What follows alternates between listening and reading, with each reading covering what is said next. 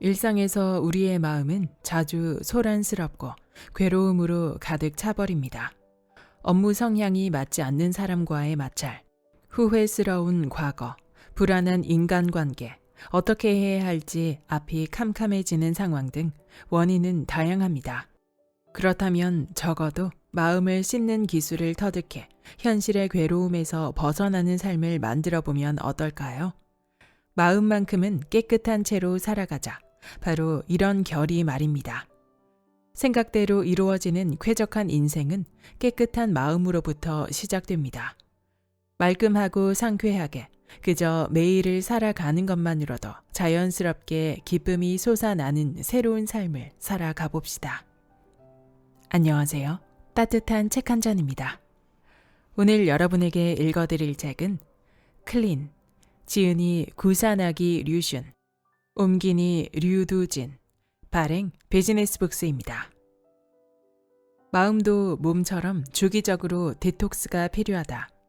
무기력, 우울, 불안, 분노, 부정적인 감정을 씻은 듯 없애는 마음혁명.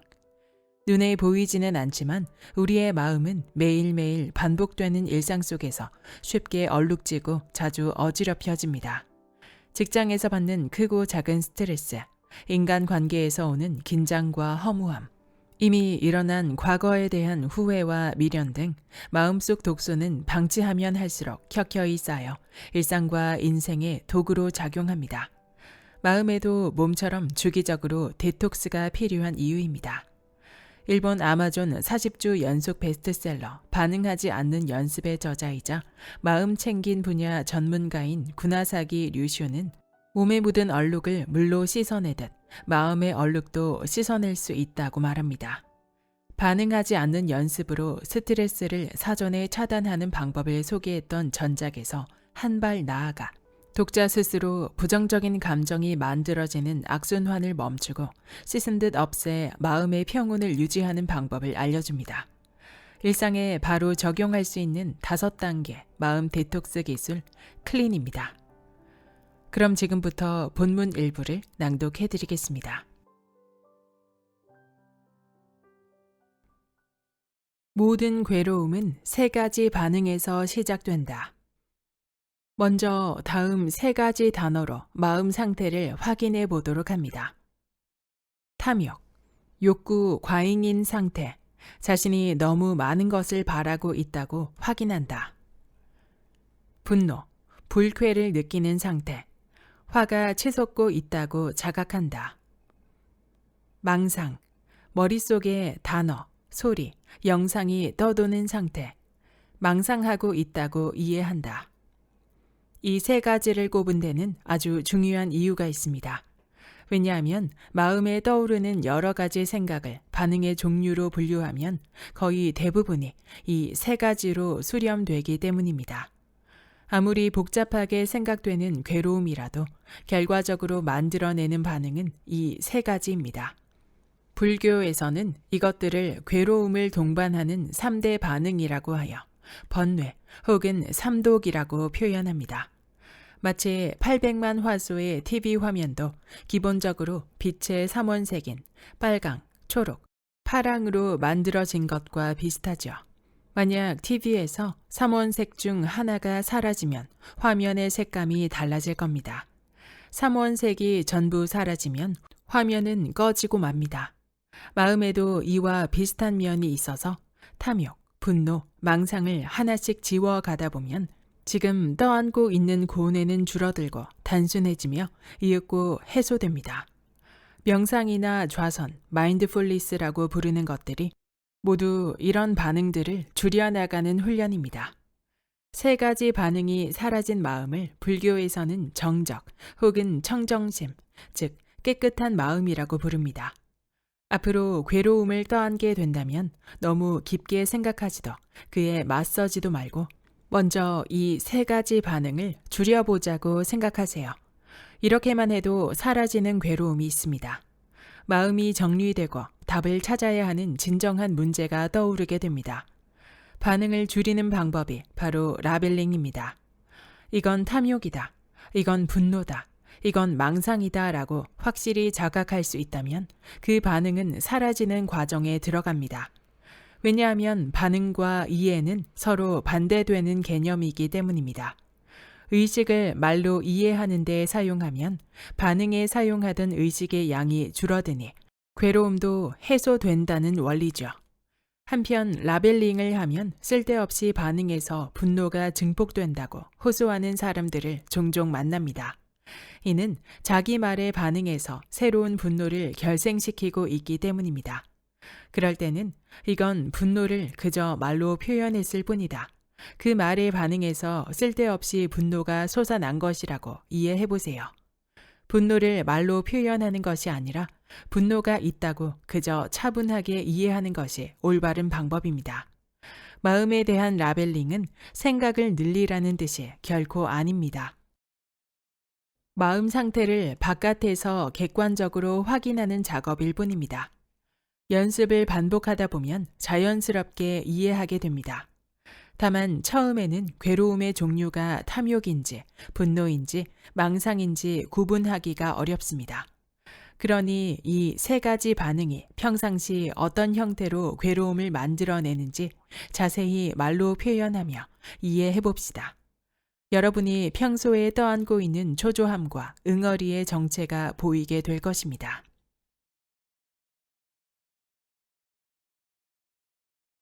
해석하지 않고 그저 이해한다.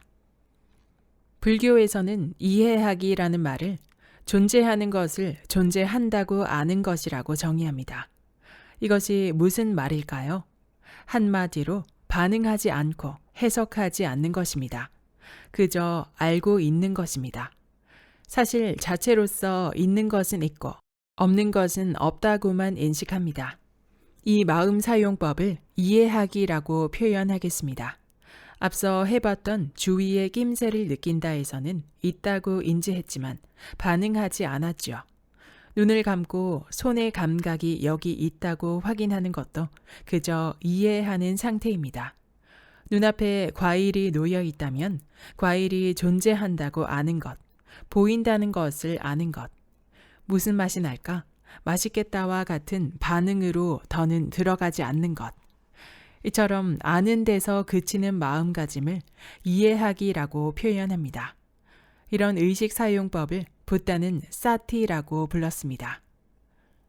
사티가 얼마나 큰 힘을 지니는지는 아무리 강조해도 부족함이 없습니다. 만약 사티, 즉 이해한다는 마음 사용법의 궁극에 도달하면 무슨 일이 벌어질까요? 모든 마음의 얼룩이 날아갑니다. 예전에는 이를 깨달음이라고 불렀는데 그 의미 중 하나는 이해의 궁극에 도달해 모든 고뇌로부터 해방된 마음의 경지입니다. 너무나 단순한 말이지만 사티라는 말의 의미를 얼마나 체감할지는 앞으로 여러분이 실천하기 나름입니다. 일상의 마음 상태에 따라 또 사티의 강도와 활용법에 따라 이것이 사티라는 것이구나 라는 실감은 한없이 달라지게 됩니다. 사티를 어디까지 파고들 수 있는지는 사람마다 다릅니다. 사티의 궁극에 이르는 일은 결코 쉽지 않지요. 다만 확실히 말할 수 있는 것은 현실 문제와 마음의 고뇌를 뛰어넘으려면 이해하는 힘이 반드시 필요하다는 사실입니다. 이것저것 생각하고 괴로워하기만 해서는 부족합니다. 왜냐하면 아무리 생각해도 힘을 내도 싸워도 그것들은 전부 반응이기 때문입니다. 그런 반응이 일상의 분노, 과거의 괴로움, 미래에 대한 불안을 만들어냅니다. 자신의 성격조차 반응에서 비롯된 버릇입니다. 이런 반응을 극복하지 못한다면 반드시 새로운 괴로움이 생겨납니다. 이미 떠안고 있는 괴로움도 남아있죠. 이렇게 얼룩진 마음으로는 아무리 머리를 써본들 편해질 수도 없을 뿐더러 해결책도 찾지 못할 것입니다. 그렇기에 더더욱 발상을 바꾸어야 합니다.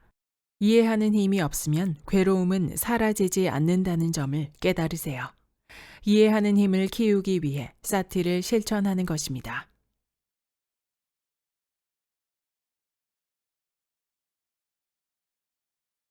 몸의 감각에 집중하면 쓸데없는 반응이 사라진다. 반응을 사라지게 하는 사티 실천법. 손을 이용한 사티. 1. 눈을 감고 손바닥에 시선을 향합니다. 손에 감각이 있다고 이해합니다. 2. 손을 꽉 쥐었다가 쫙 펴니다. 눈을 감은 채로 손을 바라보고 쥔 감각이 있다, 편 감각이 있다고 이해합니다. 3. 손을 들어 올렸다 내립니다. 어깨 높이까지 올라가고 내려가는 손의 감각을 눈을 감은 채 줬습니다. 손이 올라갔다 내려간다고 이해합니다. 호흡을 이용한 사티. 1. 기본적으로 앉아서 하지만 크게 상관없습니다. 자면서 해도 됩니다. 2. 눈을 감은 채로 의식하며 호흡합니다. 코끝 또는 복부의 팽창 및 축소에 집중합니다. 들이쉴 때의 감각, 내뱉을 때의 감각이 여기에 있다고 이해합니다. 3. 집중력이 떨어지면 복근을 사용해 호흡을 짧게 끊어 빠르게 합니다. 마음이 차분하지 않을 때는 의도적으로 크게 천천히 호흡합니다. 4. 반응에 떠내려가지 않도록 라벨링을 사용합니다. 예를 들면 이렇습니다. 복부가 완전히 숨으로 꽉 찰 때까지를 들이쉬고 있다. 완전히 줄어들 때까지를 내뱉고 있다고 확인합니다. 팽창, 축소 등의 단어로 말해도 좋습니다. 호흡을 더욱 짧게 끊어 마심, 마심, 마심, 뱉음, 뱉음, 뱉음이라고 확인합니다. 팽창 시작을 1, 팽창 종료를 5 또는 10으로 정해 한 번의 호흡을 짧게 끊어 세는 방법도 있습니다. 5. 들이쉼을 1, 내뱉음을 2로 세어 10까지, 100까지, 1000까지 직접 목표를 정해 계속 세어도 좋습니다.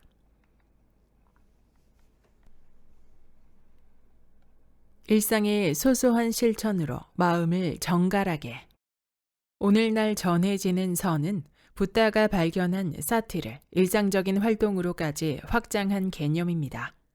일상의 순간순간마다 마음을 씻는 것이죠.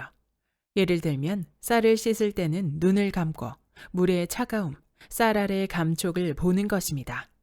감각에만 의식을 집중하고 망상을 섞지 않습니다.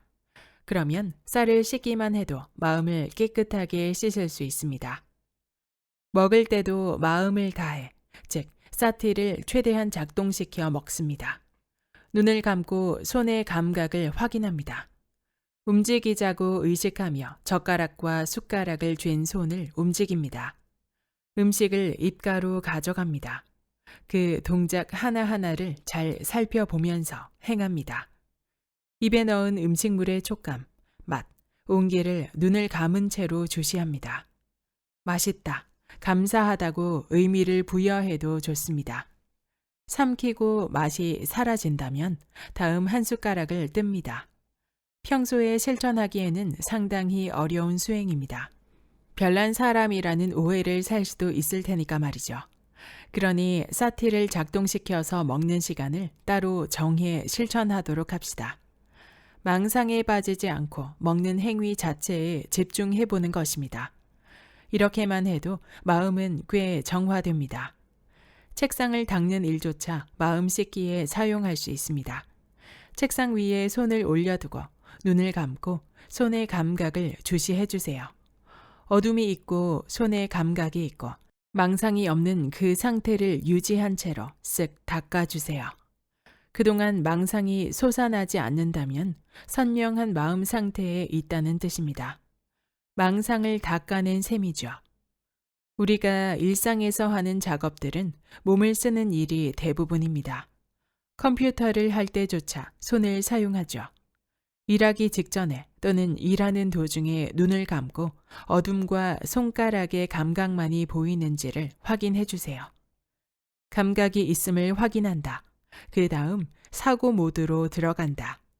이렇게 정확하게 의식을 나누어서 쓰는 것입니다.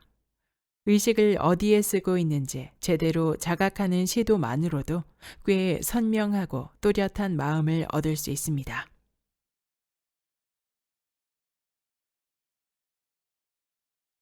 실패에 주저앉지 않고 다시 일어서는 방법. 실패는 망상에 반응하는 것이다. 먼저 과거는 망상이라는 걸 기억하시길 바랍니다. 망했다, 자신감이 없어졌다, 평가가 깎였다 라는 동요만이 남습니다. 이런 동요의 정체는 무엇일까요? 자신감과 평가 모두 자신에 관한 판단이죠. 자신에 관한 판단이 있다가 처음으로 해야 할 이해입니다. 그렇다면 이 판단은 어디에서 왔을까요? 앞에서 이야기했다시피 사람의 마음에는 인정 욕구가 있습니다. 그 인정 욕구가 매일매일 난 할 수 있다, 이만큼 할 수 있다, 이 정도 남에게 평가받고 있다와 같은 판단을 만들어냅니다. 자존심이나 자부심 역시 인정 욕구가 만들어낸 자신에게만 좋은 판단입니다. 현실에서는 그런 판단에 정면으로 배치되는 일들이 가끔 발생합니다. 바로 실패입니다. 이때 사람은 오랫동안 쌓아 올린 자신에 관한 판단을 전제로 반응합니다. 이럴 리가 없어 라고요. 그리고 쌓아 올린 판단이 견고하면 견고할수록 그 반응 역시 강해집니다. 그 반응이 바로 자신감을 잃었다거나 상처를 입었다거나 재기할 수 없다는 말로 표출되는 것이죠. 그러나 판단은 자신의 머릿속에서 일어나는 일이므로 망상일 뿐입니다. 결국 망상으로 반응하고 있는 셈이죠. 여기까지 이해할 수 있다면 다음 단계로 넘어가 봅시다. 다 관두자 대 뭘 할 수 있을까? 이제 여기서부터 어떻게 생각하느냐에 따라 결과가 달라집니다. 실패라는 불편한 현실 앞에서 사람이 취할 수 있는 선택지는 두 가지입니다. 하나는 태생적인 인정 욕구에 매달려 망상, 즉 자신에 관한 판단을 고수하겠다는 선택입니다. 이 선택을 하게 되면 자신을 지켜내기 위해 현실에서 도망치거나 남 탓을 하는 방어 반응이 나타납니다. 이럴 리 없다. 나를 탓하다니 저 사람이 잘못됐다. 상대방은 나에 대해 아무것도 모른다. 같은 반응이죠. 자신에 대한 평가가 깎였다는 생각이 심해지면 급기야 다 관두자 같은 비관과 절망으로 이어지기도 합니다. 나는 할 수 있는 사람인데 이건 내가 할 수 없는 일이다 라고 판단해 버리는 것입니다. 심정적으로 이해 못하는 바는 아닙니다. 그러나 이는 인정 욕구로 반응해 나는 할 수 있다는 망상을 지켜내고 있을 뿐입니다. 상황이 달라지지 않는 한 할 수 있는 자신으로 바뀔 리도 없습니다. 그러니 다른 선택을 취하세요. 바로 올바른 사고입니다. 방향성을 확인하고 지금부터 할 수 있는 일을 실행에 옮기는 것입니다. 이것이 실패에서 벗어나는 유일한 방법입니다. 실패한 뒤의 방향성이란 무엇을 해야 이 문제가 해결되는가 하는 현실적인 목표를 말합니다. 이를 확인하고 자신이 할 수 있는 일을 행동에 옮깁니다. 애초에 할 수 있는 자신이 되고 싶다면 할 수 있는 것을 해보는 수밖에 없습니다. 그렇다면 결과적으로 해야 할 일에 전념해야 한다는 결론에 도달합니다. 이는 동요하는 자신과도 할 수 있다고 망상하는 자신과도 관계없습니다.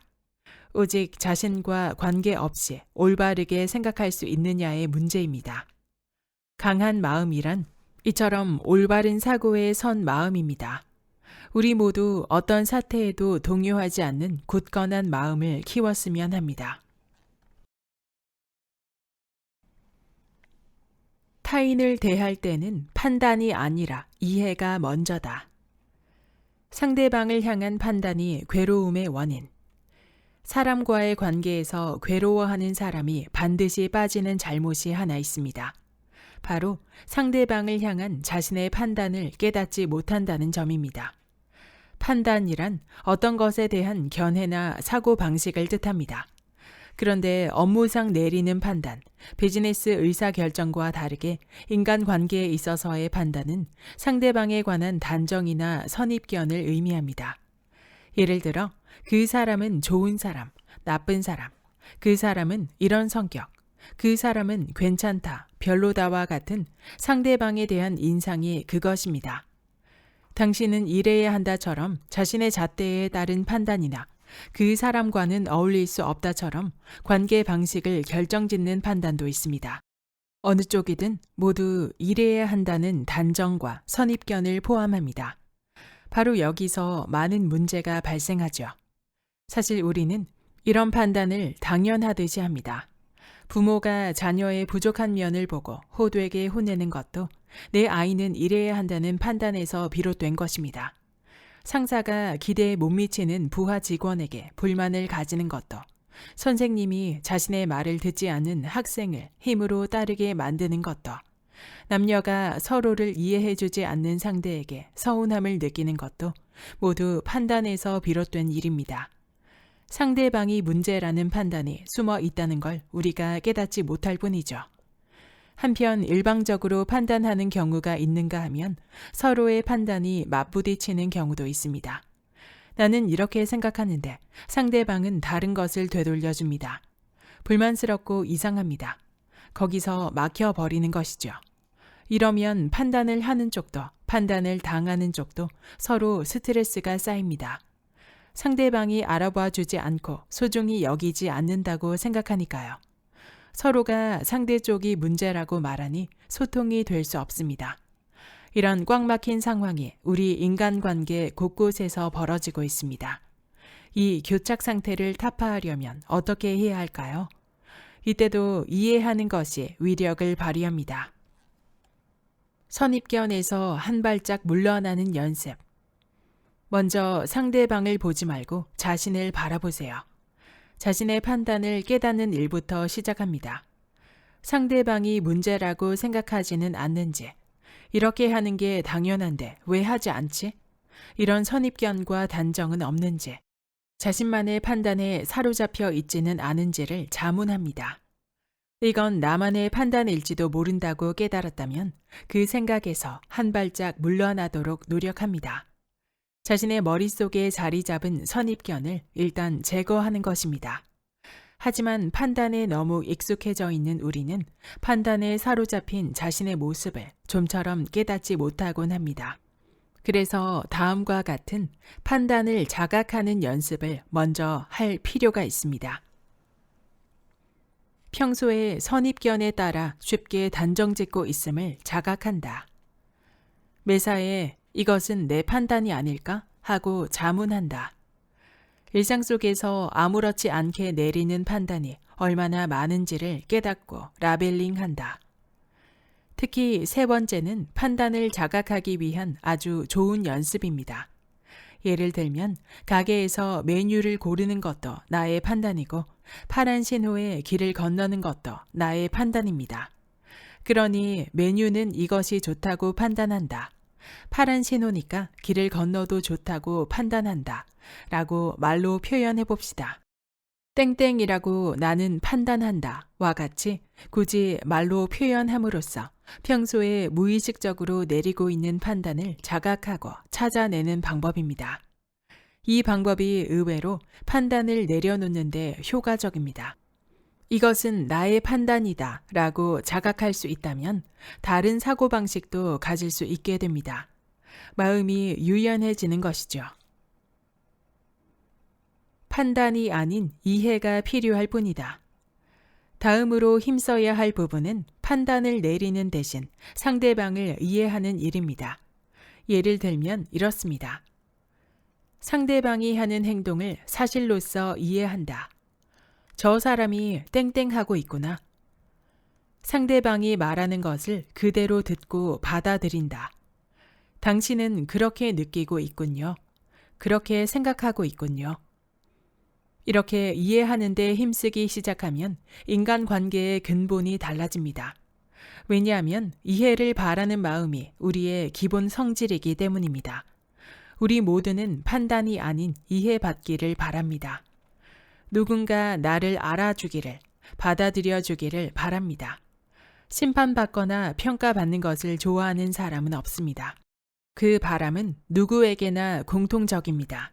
그런데 상대에게 이해를 바라는 마음과 정반대로 우리의 마음속은 자신의 판단, 즉, 나는 이렇게 생각한다로 가득합니다.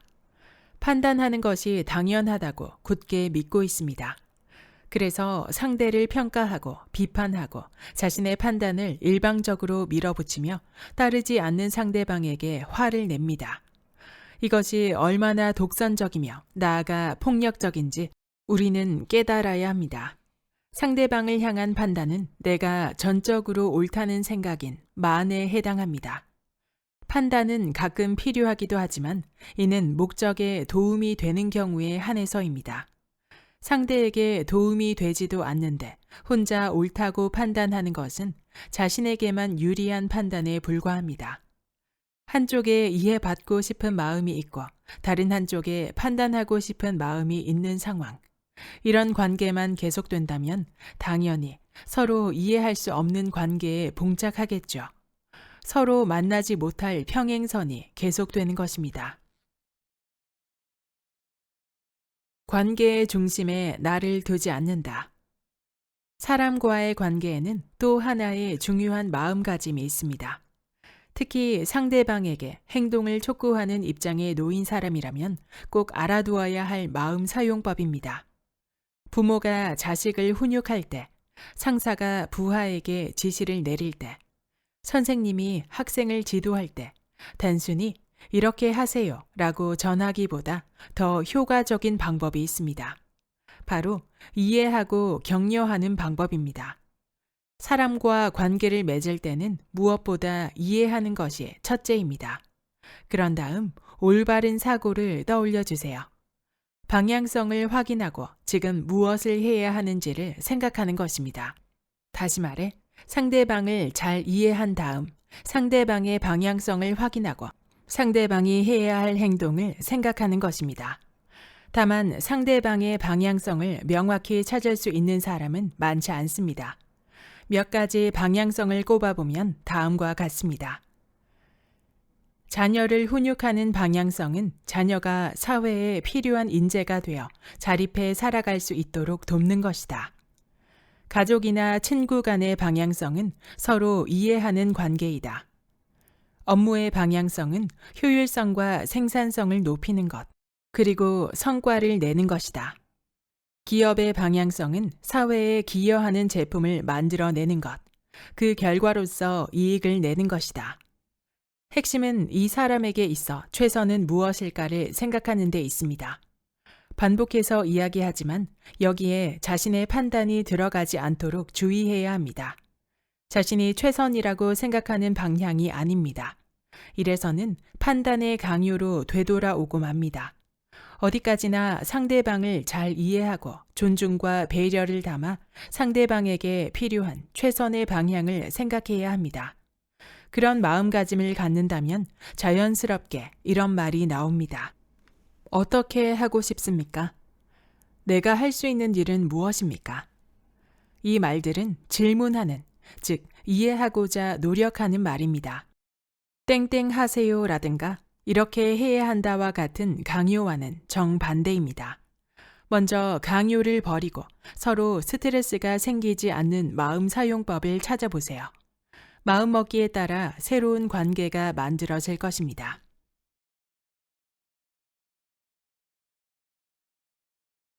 여기까지 클린의 본문 일부였습니다. 이 책의 저자 구사나기 류슈는 일본에서 활동하는 승려로 학창시절부터 사회생활에 이르기까지 치열 경쟁 사회를 경험하며 속세의 허무함을 깨닫고 삶의 의미를 찾기 위해 30대 중반 늦은 나이에 인도에서 출가했습니다. 그는 출가 이후 불교를 단순한 종교가 아닌 삶을 개선하는 마음 수련법의 형태로 소개하는 노력을 이어왔고 기업, 학교, 지자체에서 끊임없는 강연 요청을 받고 있습니다. 또한 외부 자극에 반응하지 않음으로써 스트레스를 사전에 차단하는 마음 수행에 관한 책을 꾸준히 출간해왔고 이번 책 클린에서는 부정적인 감정을 만들어내는 악순환을 멈추고 괴로움을 씻은 듯 없애는 마음 챙김의 지혜를 주제로 하고 있습니다. 마인드풀니스, 즉 마음챙김 명상은 이미 전 세계의 성공한 인물들이 성공의 필수 요소로 꼽을 만큼 삶의 긍정적 변화와 안정성을 만드는 데 큰 효과가 있음이 알려졌는데요. 그만큼 명상법이나 마음챙김을 주제로 한 책들은 정말 많습니다. 이 책은 마음챙김을 불교 철학에 기반하여 부정적인 마음을 다루고 씻어내기 위한 방법을 알려주고 있다는 것이 특이점이었습니다. 저자는 2500년 전 인도에서 붓다가 설파한 방법은 종교라기보다 합리적인 마음 사용법에 가까운 것이었다고 표현하며 붓다가 실천한 방법들을 현대의 삶에도 적용할 수 있도록 책 속에 체계화했다는 말을 덧붙이고 있습니다. 저자는 우리의 마음은 여러 가지 상황들에 부딪히며 얼룩지고 있지만 그 얼룩진 마음을 씻어내는 작업이 필요하다고 말하는데요. 기본적으로 우리에게 일어나는 괴로운 마음은 내가 그 일에 반응함으로써 생겨나는 것이라는 전제를 가지고 있습니다. 마음의 반응을 저자는 삼독이라는 세 가지의 반응으로 분류하는데요. 탐욕, 분노, 망상입니다. 탐욕은 많은 것을 바라는 욕구 과잉 상태. 분노는 화가 치솟는 불쾌의 상태. 망상은 머릿속에 단어, 소리, 영상들이 계속 떠도는 상태를 말합니다. 이런 반응을 줄이는 가장 핵심적인 방법은 이건 탐욕이다, 이건 분노다, 이건 망상이다 라고 자신의 반응에 라벨링을 하는 것입니다. 저자는 이렇게 자신의 마음을 이해하는 과정을 통해 그 마음의 반응이 점차 줄게 된다고 설명합니다. 이어서 마음의 얼룩을 닦아내는 의식 사용법을 전하는데요. 불교 용어로 사티라고 표현하는 이 의식 사용법은 일반적인 명상의 원리와도 비슷했습니다. 알아차림이라고도 알려진 이해하기를 실천하는 것입니다. 자신의 몸의 감각을 있는 그대로 자각하는 연습부터 시작하는데요. 손, 호흡, 일어서서 걸으면서 생활 속에서 실천하는 사티 실천법은 따라하기도 쉬워서 정말 유용했습니다. 저자는 이렇게 사티를 실천하다 보면 어떤 일에 대해 반응하는 것이 자연스레 사라지게 된다고 설명합니다. 뒤이어 책의 후반부에서는 인간관계, 실패, 후회, 괴로움 등 일상에서 우리의 마음을 복잡하게 만드는 상황에 대한 알찬 조언들이 가득했습니다.